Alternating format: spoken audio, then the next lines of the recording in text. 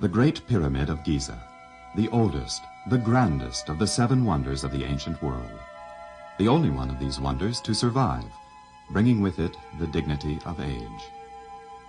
The Arabs have a saying, "The world fears time, but time fears the pyramids." In the 4,000 years since the Great Pyramid was built, 1.5 million sunrises have cast their shadow across the sand. 200 generations have played at its feet, much like the children of today. History has etched its mark upon the face of the Great Pyramid.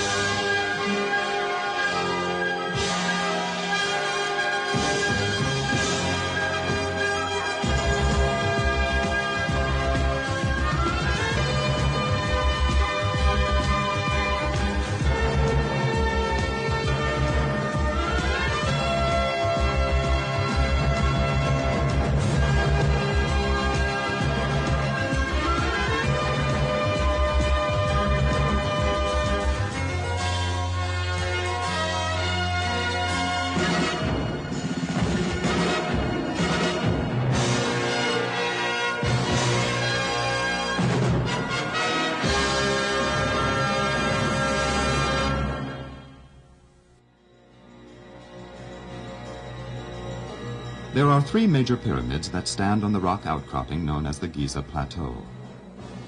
From this prominent position, they offer a commanding view of the Nile Delta, that fertile lowland stretching toward the Mediterranean. The last of these monuments to be built, and the smallest, is the tomb of a king named Menkura.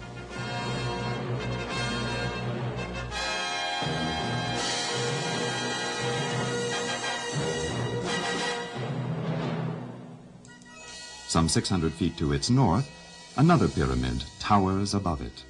Larger and more impressive, it is the tomb of Menkura's father, Khephren. Part of the original casing still clings to its top.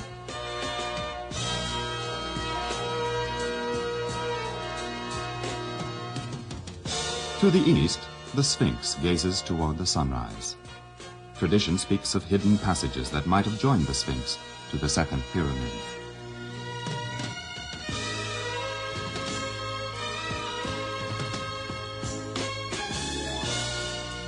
Mystical worship is said to have found expression in these now silent monuments.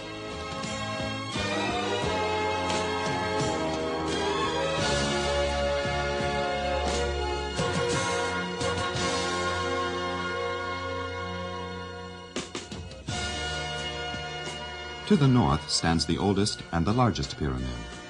The unanimous voice of its many visitors names it the Great Pyramid.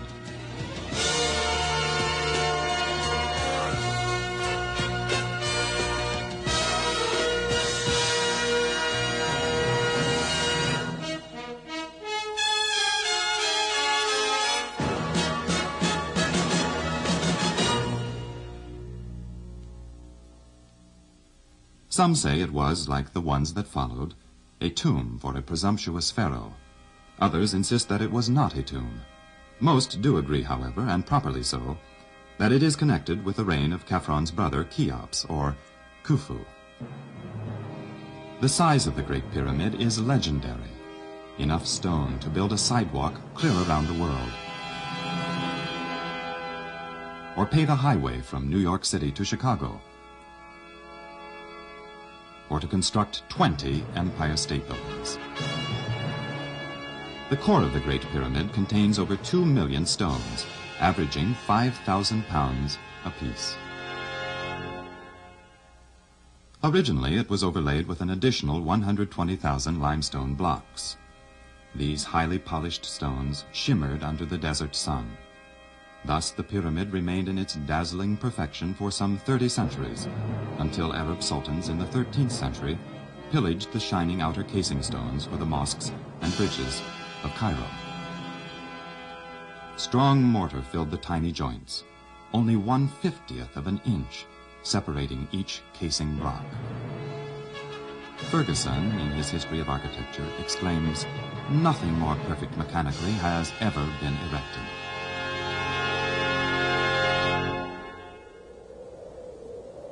The light of day never penetrates the inner passages of the Great Pyramid to illuminate the unique interior and the wonders of the structure. The entrance was known to only a few in Roman times.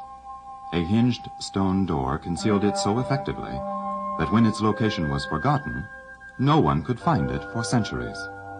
The Caliph, Al-Mamun, looked for the entrance in AD 830. He searched the perfectly smooth exterior for any cracks that might reveal a door. Not finding one, he began tunneling where tradition said it should be, somewhere on the north face. For 3 months, his men labored. Little did they suspect that the real door was only 35 feet above them. As they bored through the stone, they began to doubt. Would they ever reach a passage? Suddenly, the men heard a muffled thud within the building. They tunneled toward the sound. They broke into a steep, dark passage descending below ground. Torches in hand, they ventured down into this eerie passage that had been abandoned for centuries. As they reached its end, the passage leveled out, opening into a large room.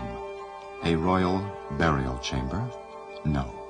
An unfinished, dead end, called the pit. Still confident of vast hidden treasure, they returned up the tortuous passageway, seeking clues along the way. When they arrived near the point of entry, they noticed the large angular stone which earlier they had heard drop. Looking up, they saw revealed for the first time a huge granite plug.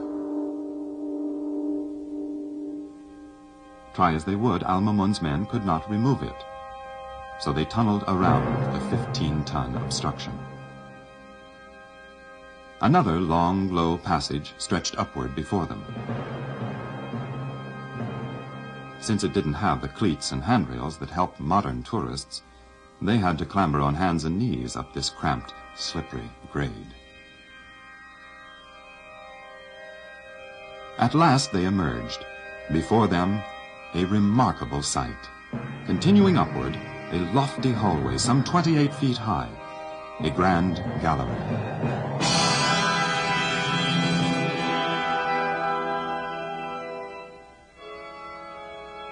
Tunneling below this horizontally was another cramped passageway leading to a large empty room. The Queen's Chamber.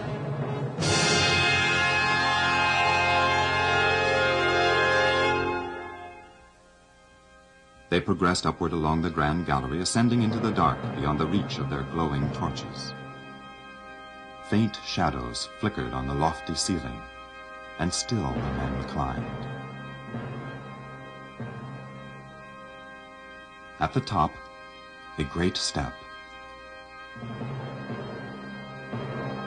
A low stoop into an antechamber. Another low passage, and then the King's Chamber.